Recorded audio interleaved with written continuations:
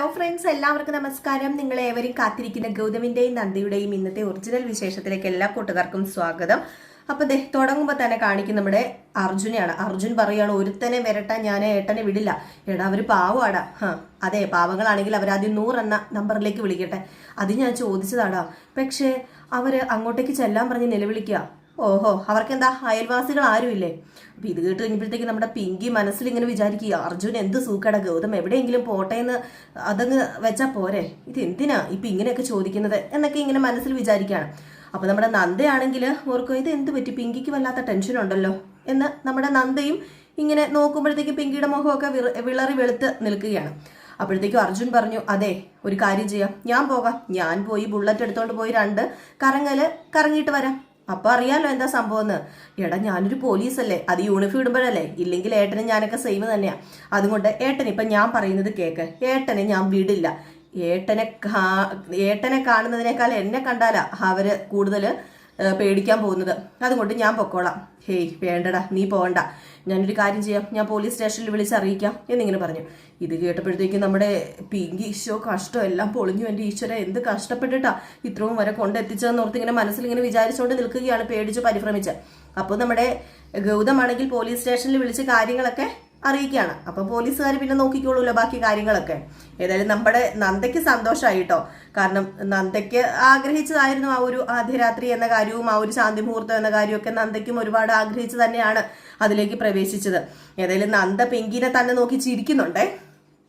വിളിച്ചൊക്കെ പറഞ്ഞു കഴിഞ്ഞപ്പോഴത്തേക്കും നമ്മുടെ അർജുൻ പറഞ്ഞു, ഇപ്പൊ സമാധാനമായില്ലേ ഏട്ടന്? നീ ഒരുത്തനായോണ്ടാ. നന്ദ പറയുമായിരുന്നെങ്കിൽ പോലും ഞാൻ ഈ കാര്യം കേൾക്കത്തില്ലായിരുന്നു, നീ പറഞ്ഞോണ്ടാ ഞാൻ കേട്ടെന്ന് പറഞ്ഞപ്പോ, അങ്ങനെ ഏട്ടൻ പറയരുത്, നന്ദ പറയുന്ന എല്ലാ കാര്യവും ഏട്ടൻ കേൾക്കണം, അങ്ങനെയാ വേണ്ടത് ഒരു ഭർത്താവ്.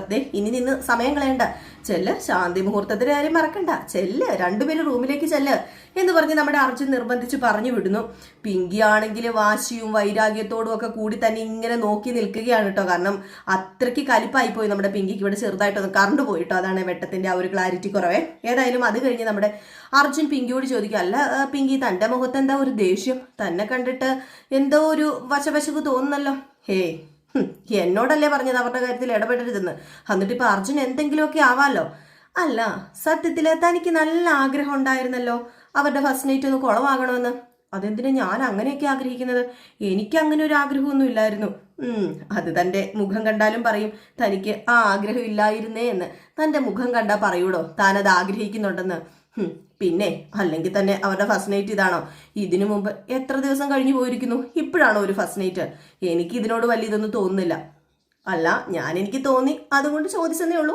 ഇഷ്ടപ്പെട്ടില്ലെങ്കിൽ പിങ്കി അത് മറന്നു കളഞ്ഞേരെന്ന് പറഞ്ഞിട്ട് അർജുന്റെ പാട്ടിനും പോയിട്ടോ. ഏതായാലും പിങ്കി അത് കഴിയുമ്പോൾ വീണ്ടും വിളറി വെളുത്ത് നിൽക്കുകയാണ്. ഇനിയിപ്പോ എന്താ ചെയ്യുന്നത്? ശാന്തി മുഹൂർത്തം കഴിഞ്ഞു പോയിട്ടുണ്ട്, തീർന്നില്ല എല്ലാം. ഏതായാലും പിന്നെ കാണിക്കുന്ന നമ്മുടെ ഗൗതമിനെയാണ്. അങ്ങനെ ഗൗതം റൂമിൽ കയറി ചെന്നിട്ട്, എന്ത് പറ്റി, താന് അർജുനോട് എന്തെങ്കിലുമൊക്കെ പറഞ്ഞായിരുന്നോ ഞാൻ എങ്ങോട്ടേലും പോകുമ്പോ തടയണമെന്ന്? പിന്നെ എനിക്ക് അതല്ലേ എന്ന് വെച്ചാൽ ജോലി, ഞാൻ അങ്ങനെയൊന്നും പറഞ്ഞിട്ടില്ല. അല്ല ഗൗതം സാർ എങ്ങോട്ടെങ്കിലും പോയാൽ എന്താ, വന്നാൽ എന്താ? ഒന്നുമില്ല, തനിക്ക് ഒന്നും തോന്നുന്നില്ലേ? എനിക്കൊന്നും തോന്നുന്നില്ല. അല്ല അതിനിപ്പോ എന്താ സംശയം? എനിക്കൊന്നും തോന്നുന്നില്ല എന്നിങ്ങനെ പറഞ്ഞപ്പോഴത്തേക്കും നമ്മുടെ ഗൗതം നന്ദനെ തന്നെ ഇങ്ങനെ നോക്കി നിൽക്കുകയാണ് കേട്ടോ.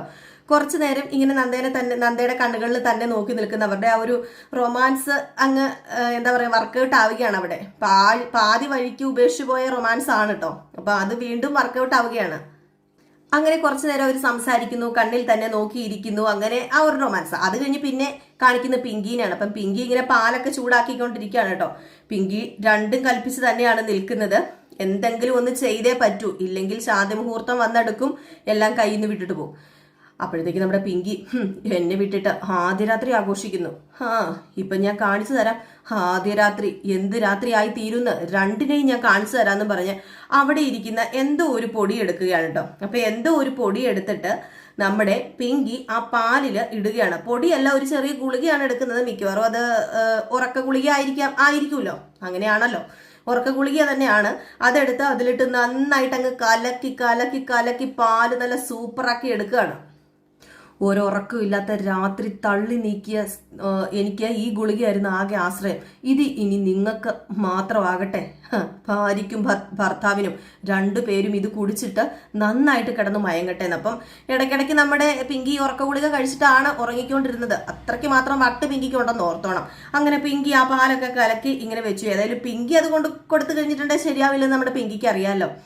അങ്ങനെ നമ്മുടെ പിങ്കി വീണ്ടും മനസ്സിലിങ്ങനെ വിചാരിക്കുക, ഇത് കുടിച്ചിട്ട് നേരം വെളുക്കുന്നത് വരെ കിടന്നുറങ്ങണം.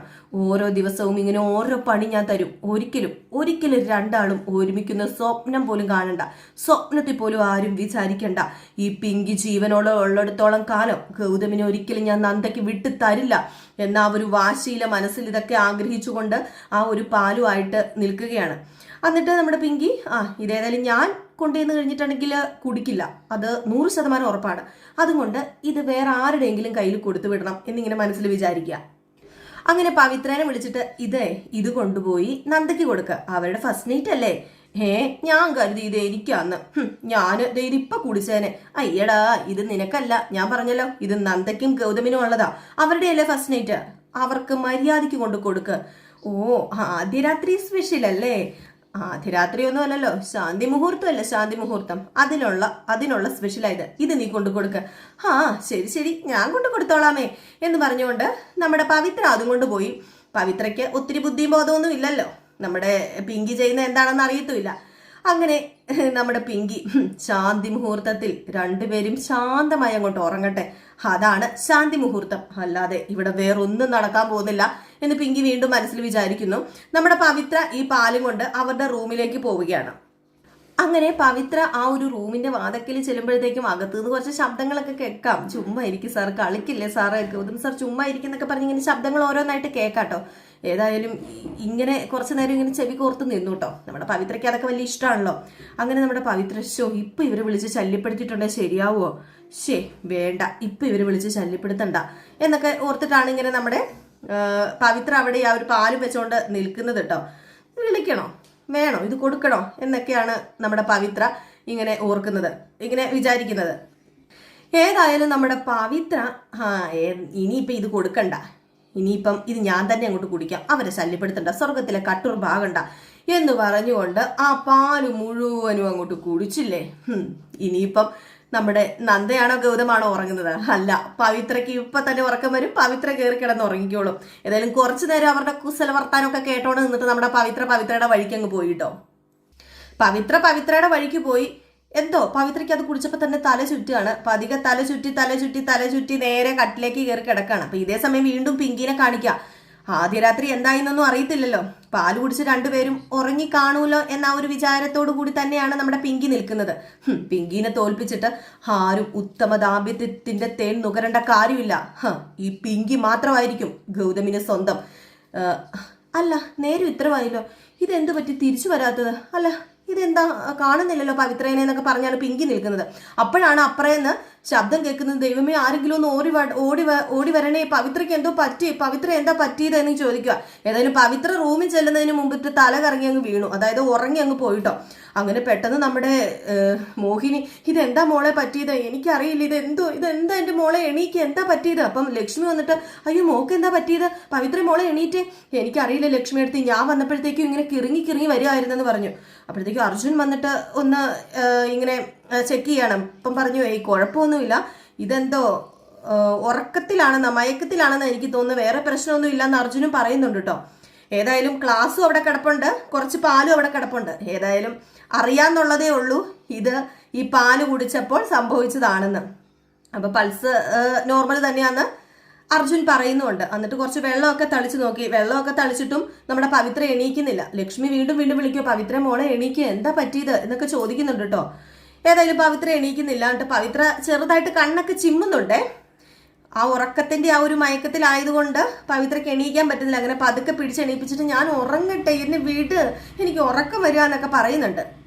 ഇതൊക്കെ പിങ്കി വന്നിങ്ങനെ നോക്കുകയാണ് കേട്ടോ. പിങ്കി അപ്പോഴത്തേക്കും കാര്യം പിടികിട്ടി, ഈ പാല് മൊത്തം കുടിച്ചത് നമ്മുടെ പവിത്രയാണെന്ന്. അപ്പൊ പവിത്ര പറയുന്നുണ്ട്, എനിക്ക് ഉറക്കം വരിക, എന്തോ നന്നായിട്ട് എനിക്ക് ഉറക്കം വരിക. ഉറക്കം വരികയാണെങ്കിൽ ഇവിടെയാണോ കിടക്കേണ്ടത്? മോള് പോയി റൂമിൽ പോയി കിടക്ക് എന്നിങ്ങനെ ലക്ഷ്മി പറഞ്ഞു. അങ്ങനെ ഒരു തരത്തില് നമ്മുടെ പവിത്രനെ റൂമിലാക്കി കേട്ടോ. ഏതായാലും റൂമിൽ വിട്ട് കഴിഞ്ഞപ്പോഴത്തേക്ക് നമ്മുടെ ലക്ഷ്മിക്ക് ചെറിയ സംശയങ്ങളൊക്കെ തോന്നി തുടങ്ങി. ഇതെങ്ങനെ സംഭവിച്ചു, ഇതെങ്ങനെ പറ്റി എന്നൊരു ചെറിയ സംശയം ഏതായാലും ലക്ഷ്മിക്ക് തോന്നൂല. ഏതായാലും ലക്ഷ്മിക്ക് മനസ്സിലായി കാര്യങ്ങളൊക്കെ. എന്തോ പറ്റിയിട്ടുണ്ട് പവിത്രയ്ക്ക് എന്തോ ആരോ കൊടുത്തിട്ടുണ്ട്. അത് ഗ്ലാസ് അവിടെ കിടപ്പുണ്ടല്ലോ, പാല് ഗ്ലാസ്. അപ്പൊ അത് മനസ്സിലായി. അപ്പൊ ഇതിനിടയിൽ നമ്മുടെ അർജുൻ വന്നിട്ട് ചോദിച്ചു, പിങ്കി നീ എന്താ ഇങ്ങനെ നിൽക്കുന്നത്? ഒരാൾക്ക് ഈ ഒരു അവസ്ഥയിൽ നീ എന്താ ഇങ്ങനെ കല്ല് പോലെ നിൽക്കുകയാണോ ചെയ്യേണ്ടത്? അതുമല്ല, ഇങ്ങനെ ഒരു അവസ്ഥ വരുമ്പോഴത്തേക്കും പൾസ് നോക്കണ്ടേ? പൾസ് ഇല്ലെങ്കിൽ CPR കൊടുക്കണ്ടേ? പിന്നെ എനിക്കിതൊക്കെ അറിയാം. ഞാൻ എന്താ MBBS ആണോ പഠിച്ചത്? MBBS പഠിക്കണമെന്നൊന്നുമില്ല. നിനക്ക് ആവശ്യത്തിന് വിവരവും വിദ്യാഭ്യാസവും ഇല്ലേ? അതുകൊണ്ട് നിനക്ക് അതൊക്കെ അറിയാന്നുള്ളതല്ലേ ഉള്ളൂ. എന്തെങ്കിലുമൊക്കെ ചെയ്ത് ജീവൻ രക്ഷിക്കാനുള്ള ഉത്തരവാദിത്വം വീട്ടിലുള്ളവർക്കുണ്ട്. വീട്ടിലുള്ളവർക്കും അല്ല, എല്ലാ മനുഷ്യർക്കും ഉണ്ട്. ഇതെല്ലാം കണ്ടിട്ട് നോക്കി നിൽക്കുകയാണ്. എന്റെ പൊന്നു പിങ്കി, നിനക്ക് ലേശ ഉളുപ്പില്ലേ? പിന്നെ പവിത്രയ്ക്ക് പണ്ടേ ബോധമില്ലാത്തതാ, അതുകൊണ്ടാ ഞാൻ നോക്കാത്തത്. നന്നായി, വളരെ നന്നായി. നിന്നെക്കുറിച്ച് ഞാൻ ഇതൊന്നും അല്ല വിചാരിച്ചത്. ഒരു മനസാക്ഷി എന്നതെങ്കിലും വേണമെന്ന് പറഞ്ഞിട്ട് നമ്മുടെ അർജുൻ അങ്ങ് പോയിട്ടോ. പിങ്കി ഏതായാലും അടിപഴിച്ച ആനയെ പോലെ അവിടെ നിൽക്കുകയാണ്. പിങ്കി വിചാരിച്ച കാര്യങ്ങളൊക്കെ ഡം ഡിം ഡിം എല്ലാം നിലത്ത് വീണ് പൊട്ടി എന്ന ആ ഒരു യാഥാർത്ഥ്യം നമ്മുടെ പിങ്കി മനസ്സിലാക്കി.